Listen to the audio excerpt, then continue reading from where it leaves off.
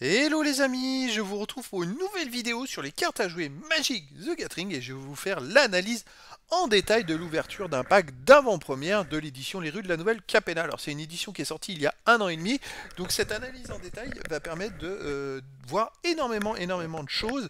Comme d'habitude, si je vous remets la vidéo de l'ouverture sur le côté, si vous ne l'avez pas vu, vous avez le lien dans la description de cette vidéo ou à la fin de cette vidéo. Et donc voilà. Alors pourquoi analyser un pack d'avant-première?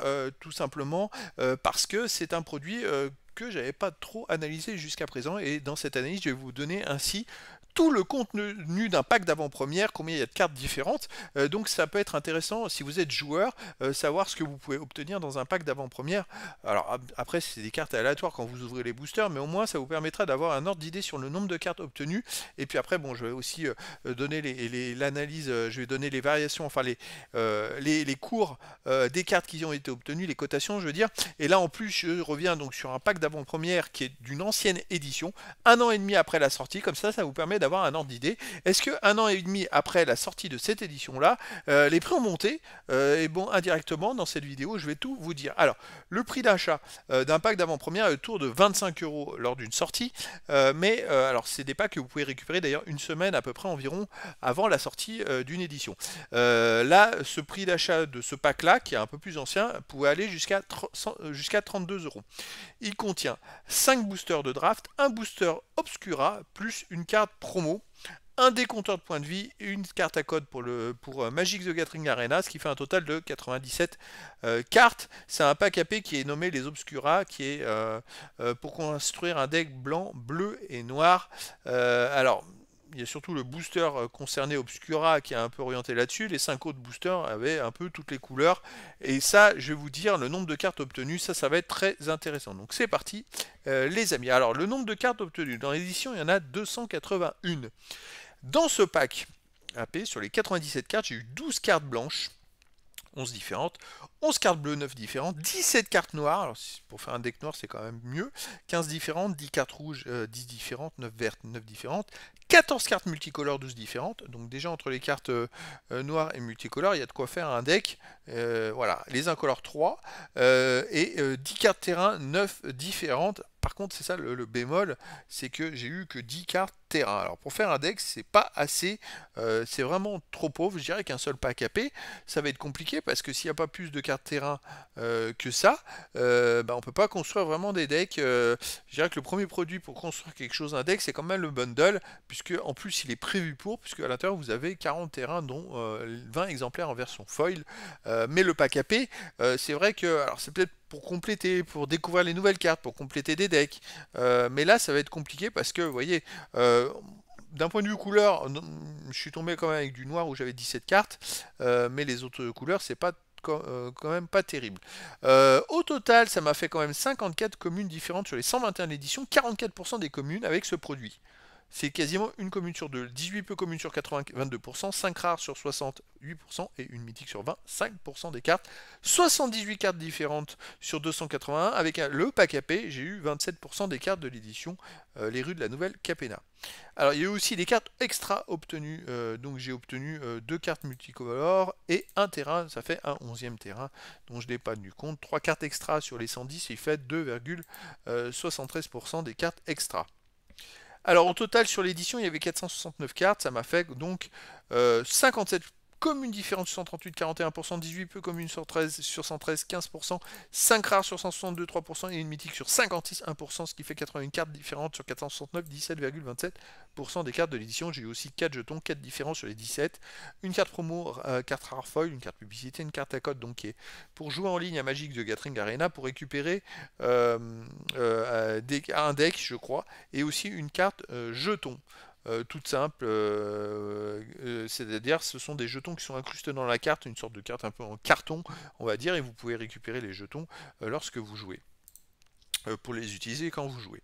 Donc voilà les amis, là j'ai détaillé le nombre de cartes différentes obtenues, et maintenant on va aller, alors voilà, hormis le petit bémol des terrains, il y a quand même quelque chose à faire, en possibilité, puisqu'en plus on a quand même 16 cartes multicolores, je pense qu'il y a quand même quelque chose pour construire un deck multicolore, attention. Allez les amis, on arrive à la valeur des cartes. Alors la valeur des cartes, les communes 64, 5,77 €, 9 centimes de moyenne, 18 peu communes, 1,54 €, 9 centimes de moyenne, 6 rares, 3,07 €, j'ai pas été chanceux du tout, 51 centimes de moyenne, et une mythique 1,47 €. Alors la rare Outsider Tenace, je l'ai eu en version normale, en version foil, 1,07 € en normal, et 1,49 € en version foil. Blanchisseur de cadavre, c'est la mythique que j'ai eue, elle vaut que 1,47 €, j'ai pas été chanceux du tout. 4 jetons pour 38 centimes, une carte à code pour 1 €, la carte promo 69 centimes et un dé compteur de points de vie qui est à 1 €. Vous voyez, c'est-à-dire que j'ai pas eu grand chose. Après, moi je pense que le pack AP ne s'adresse pas forcément aux investisseurs sur ce coup-là. Ça va être plutôt un produit pour découvrir. C'est un peu la loterie hein, quand même, hein, pour découvrir les nouvelles éditions. Alors on arrive au bilan les amis, le bilan bah, c'est pas terrible du tout.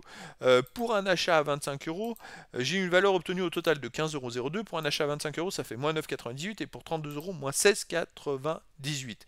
Alors c'est vrai que c'est un produit qui sort une semaine avant les éditions environ, et qui permet de découvrir les cartes de l'édition. Alors ça s'adresse plus aux curieux je dirais, mais d'un point de vue rapport, pour les joueurs, je vous l'ai montré juste avant, il n'y a pas beaucoup de terrain, donc ça va être difficile de construire un deck. Par contre vous pouvez compléter avec ce produit là, vous pouvez éventuellement compléter vos decks.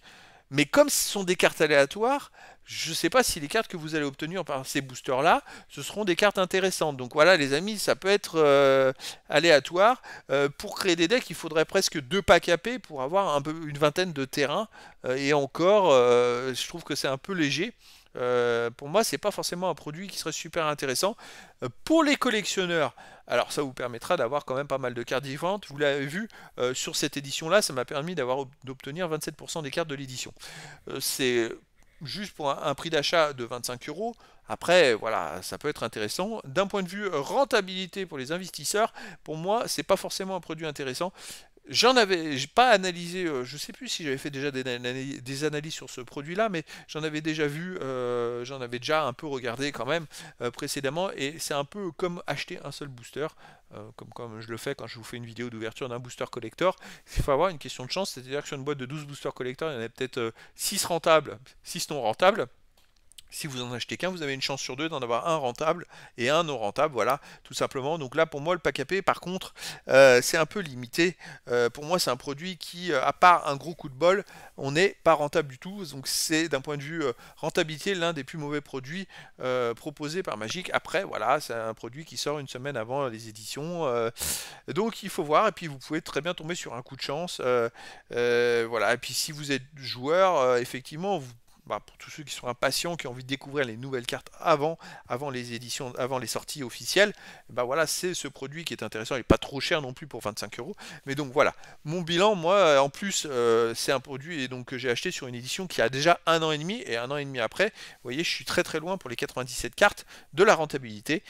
Donc voilà les amis, c'était quand même très intéressant de vous proposer cette ouverture. En plus, l'ouverture est au bord de la mer, c'est plutôt sympa, dans un décor un peu différent d'habitude.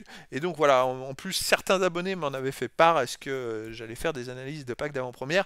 Voilà pourquoi j'en achetais pas forcément, parce que c'est pas des produits super intéressants pour moi. Voilà. Après, si vous avez votre intérêt là-dedans, en tout cas j'ai dit ce que j'en pensais, et ben écoutez, n'hésitez pas à mettre des messages sur cette vidéo, on peut en discuter et voir si chacun, je pense plus aux joueurs, est-ce que comment vous fonctionnez avec des packs AP, si vous en achetez, voilà. En tout cas, tout commentaire peut être intéressant. Voilà les amis, et ben écoutez, je vous dis à très bientôt pour une nouvelle vidéo.